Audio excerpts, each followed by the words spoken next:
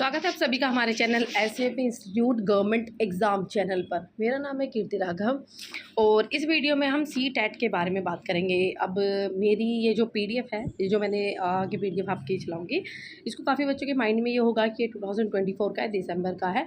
लेकिन मैं कुछ आपको इस तरीके की अपडेट नहीं बता रही, मैं आपको सी टेट एग्ज़ाम के बारे में बताना चाहती हूँ कि जो सी टेट एग्ज़ाम है, किस तरीके का एग्ज़ाम होता है, क्या एलिजिबिलिटी होती है इस एग्ज़ाम की और कौन कौन इस एग्ज़ाम को दे सकता है, क्या पैटर्न है, पेपर क्या है, किस टाइम के आसपास ये निकलता है।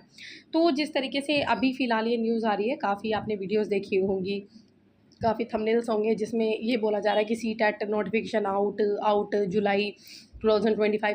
लेकिन अभी ऐसा कुछ अपडेट नहीं आया है। सी टेट की वेबसाइट पर भी हमने चेक किया था, तो सी टेट की वेबसाइट पर हमने चेक किया तो अभी कुछ 2025 का कोई अपडेट नहीं आया है, कोई नोटिफिकेशन नहीं आई है। जैसे ही आ जाती है तो हम आपको वो मतलब नोटिफिकेशन प्रोवाइड करने की कोशिश करेंगे कि हम आपको अपडेट रखें इस चीज़ से जुड़ी हुई। तो जो सी टेट एग्ज़ाम होता है, ये एक सेंट्रल टीचर एलिजिबिलिटी टेस्ट होता है। मतलब ये एक टीचर की एलिजिबिलिटी दिखाता है कि वो एक टीचर बनने के लायक है, और वो भी सेंट्रल लेवल की।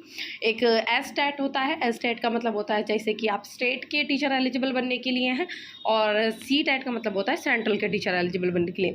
अब जिन बच्चों के द्वारा सी टेट एग्ज़ाम क्लियर किया जाता है, तो वो क्या है, वो स्टेट में भी जाकर अप्लाई कर सकता है। बिकॉज क्योंकि जो सेंट्रल होता है, तो इस जब आप सेंट्रल के बन सकते हैं तो स्टेट के भी बन ही सकते हैं। तो C TET central teacher eligibility test, तो अभी ये क्या होता है कि ये जो एग्ज़ाम है, तो इसमें पेपर 1 एंड पेपर 2 दो पेपर इसमें रहते हैं इस एग्ज़ाम के। अब जो पेपर 1 होता है वो उनके लिए होता है जो सिर्फ फर्स्ट से लेकर 5th तक का टीचर बनना चाहता है, और उसका सिलेबस थोड़ा सा डिफरेंट होता है बाकी पेपर सेकंड से। बिकॉज़ उसमें जो पेपर फर्स्ट है उसमें थोड़ा सा मतलब सिलेबस जो रहेगा फर्स्ट से लेकर 5th एनसीईआरटी तक का रहने वाला है, और जो आपका पेपर सेकंड रहेगा वो एलिजिबिलिटी है टीचर की 6 से लेकर 8 तक के टीचर बनने के लिए। ठीक है, तो उनके एग्ज़ाम की उन्हीं के हिसाब से मतलब एलिजिबिलिटी भी उसी के हिसाब से होती है। अगर मतलब आगे तक का टीचर आप बनना चाहते हो आगे, तो उनके अकॉर्डिंग। तो देखिए इसमें लिखा है डाउनलोड कन्फर्मेशनल पेज, मतलब ये है कि जब आप फॉर्म को फिल करते हो तो जो कन्फर्मेशन पेज होता है उसको आप ज़रूर अपने पास एज अ रेफरेंस के तौर पर उसको ज़रूर सेव रख लीजिएगा, बिकॉज़ बाद में अगर आपको कुछ मांगा जाए तो। ठीक है, तो अब इसमें बताया जा रहा है कि जो भी आपके जितने भी आपको डिटेल्स फिल करनी है वो आपको 10th की मार्कशीट के अकॉर्डिंग, 10th का जो सर्टिफिकेट है उसके अकॉर्डिंग भरनी है। और जब भी आप डिटेल फिल करें तो अपनी डिटेल को रीचेक ज़रूर कर लीजिएगा, बिकॉज चेंजिंग का ऑप्शन भी इसमें थोड़ा सा मना किया जा रहा है कि मतलब चेंज नहीं हो सकती। अब ये देखिए कि जो मिनिस्ट्री ऑफ एजुकेशन है, मिनिस्ट्री ऑफ एजुकेशन जो गवर्नमेंट ऑफ इंडिया है, उनके द्वारा सी टेट एग्ज़ाम का जो रिस्पॉन्सिबिलिटीज़ होती है वो CBSE को दी गई है। Central board of secondary education के द्वारा ये जो सी टेट का एग्ज़ाम जो है इस तरीके की बताई जा रही कंडक्ट कराया जाता है। अब जो शेड्यूल है मोड ऑफ एग्जामिनेशन, जैसे मैंने आपको बताया था पेपर 1 एंड पेपर 2 रहता है ये एग्ज़ाम का, एंड 2.5 मतलब 2.5 घंटा दोनों एग्ज़ाम में आपको मिलता है।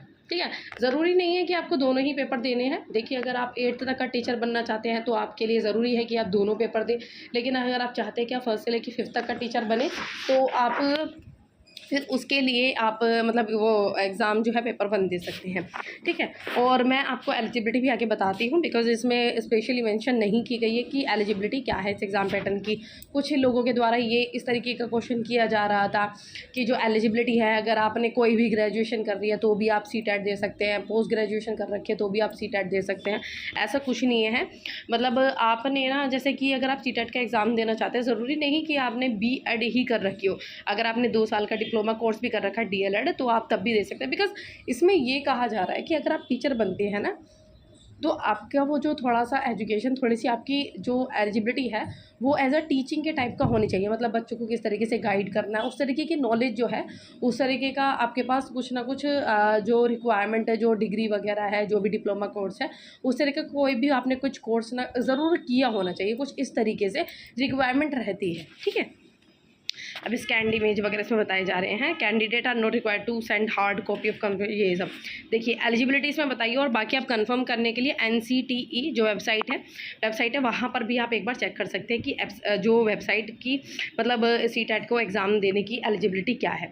तो जैसे मैंने आपको बताया था कि ज़रूरी मतलब कि कोई भी ग्रेजुएट इसको ज़रूरी नहीं कि इसको दे सके। आपके पास कुछ ना कुछ डिग्री, जैसे DLED का कोई course, diploma course and diploma course होना चाहिए, या फिर ग्रेजुएशन आपने इस तरीके की कोई ना कोई डिग्री जो है वो ले रखी हो जो कि एक टीचिंग लाइन में मतलब रहे टीचिंग लाइन में, तब आपको जो सी टेट का एग्ज़ाम आप दे सकें। ठीक है, कुछ एलिजिबिलिटीज़ में बताई जा रही है। मिनिमम क्वालिफिकेशन बताया जा रहा है कि रूल्स रेगुलेशन के हिसाब से है। रिक्वायरमेंट होगी टीचर्स की केंद्रीय विद्यालय, मतलब ये है कि इस एग्ज़ाम को क्लियर करने के बाद आपकी वहाँ पर एलिजिबिलिटी भी चेक की जाती है, मतलब जिन स्कूल में आपको भेजा जाएगा फिर वो आपका कुछ मतलब कि आपकी एलिजिबिलिटी क्या है, बाकी कुछ पैटर्न्स वगैरह जो उनके हिसाब से रहेगा वो फिर चेकिंग वगैरह वो रहती है। ठीक है, and candidate should satisfy his or eligibility before applying and shall be personally responsible in case he or she is not eligible to apply as per the given eligibility criteria. मतलब ये बताया जा रहा है कि आप अपनी एलिजिबिलिटी क्राइटेरिया को एक बार खुद से चेक कर लीजिए कि आप इस एग्ज़ाम को देने के लिए एलिजिबल हैं या नहीं है।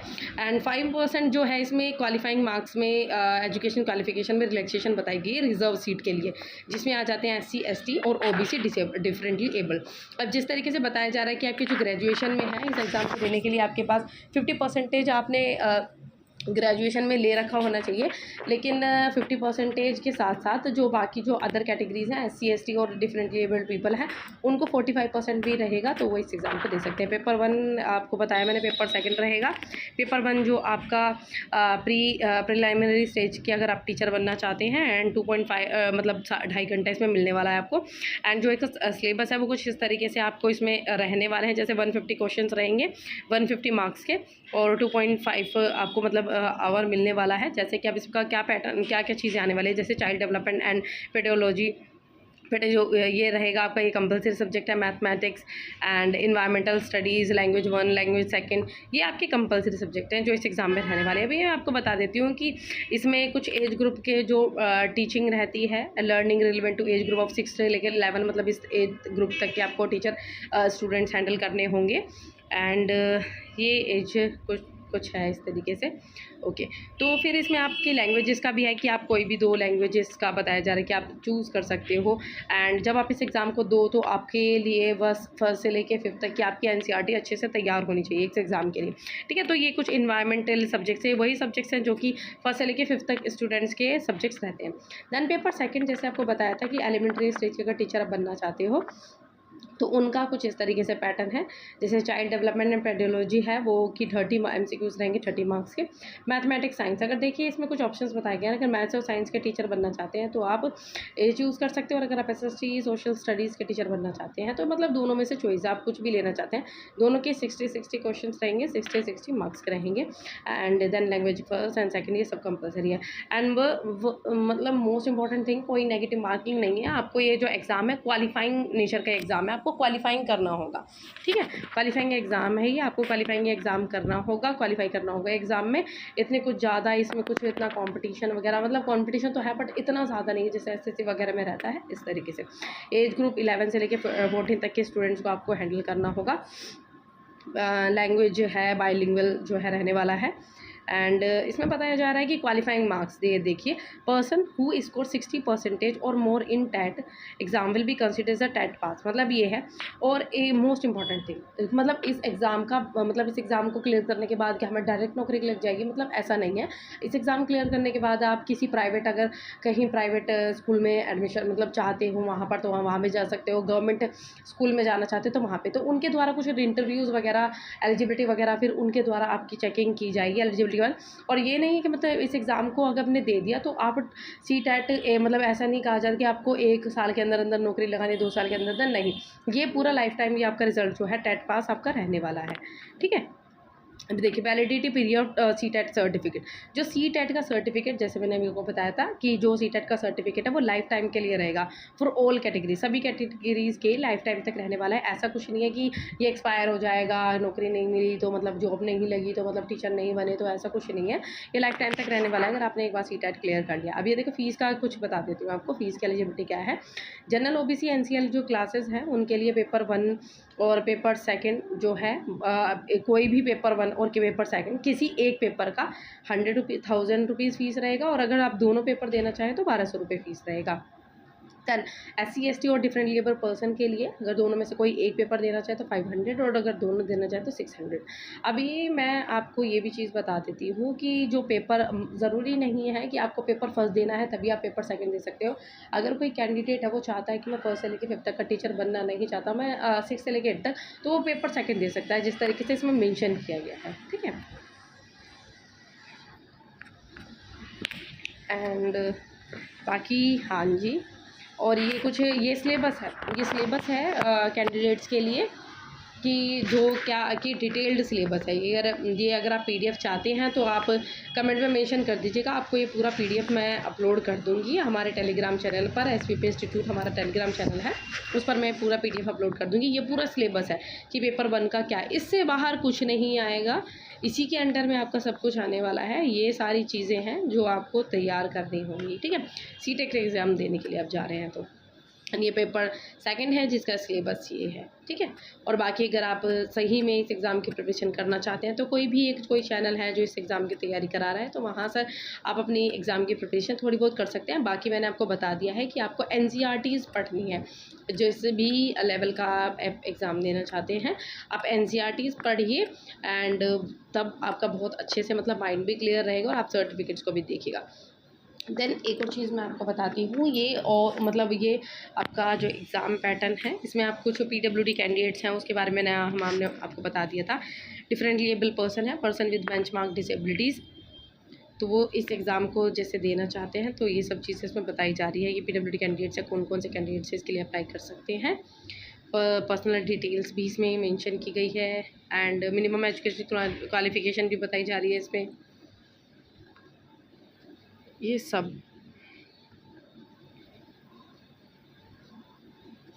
ठीक है, ये सब आप एक बार डिटेल और चेक कर लीजिएगा। और जो PWD कैंडिडेट्स हैं जो स्क्राइब की फैसिलिटी चाहते हैं तो उनके द्वारा ये सर्टिफिकेट जो है ये दिया जाना चाहिए।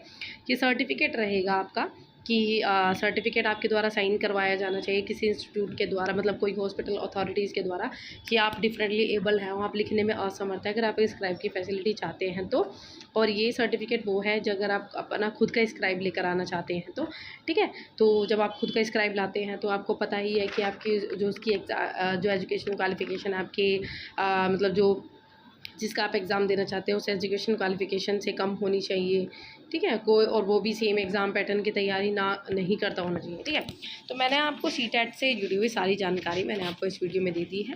कोई भी अगर कंफ्यूजिंग क्वेश्चन हो CTET से जुड़ा हुआ, आपको कोई भी दिक्कत हो CTET से जुड़ी हुई, तो आप हमारे ये जो वीडियो है इसके नीचे कमेंट कर सकते हैं। और हमारा टेलीग्राम चैनल है जहाँ से आप ये PDF ले सकते हैं। आप एक बार कमेंट कीजिएगा कि आपको ये PDF चाहिए तो मैं आपको ये PDF अपलोड कर दूँगी चैनल पर। और आपसे यही कहूँगी कि अगर आपको इस वीडियो से कोई डाउट हो तो आप कमेंट सेक्शन में मेंशन कर दीजिएगा। आपको मतलब सॉल्यूशन प्रोवाइड करने की पूरी कोशिश की जाएगी। हमारा इंस्टाग्राम चैनल भी है SVP इंस्टीट्यूट कर। ठीक है, और अगर वीडियो पसंद आई है तो हमारी इस वीडियो को लाइक ज़रूर कीजिएगा और हमारे चैनल को सपोर्ट कीजिए ताकि हम इस तरीके की और भी वीडियोस आपके द्वारा मोटिवेट होकर इस तरीके की और वीडियोस आपके लिए, आपकी हेल्प के लिए अपलोड करते जाएं। और आपको किसी और गवर्नमेंट कोर्स के बारे में, किसी और कोर्स के बारे में कुछ इन्फॉर्मेशन चाहिए तो हमारे इस चैनल को सब्सक्राइब करके रखिए और कमेंट भी कीजिएगा। और बाकी मैं आपको कुछ और भी इन्फॉर्मेशन दूँगी टीचिंग लाइन से, जो किसी टीचिंग लाइन में इंटरेस्ट रखते हैं, जाना चाहते हैं तो हमारे चैनल पर आपको वीडियोज़ मिल जाएगी।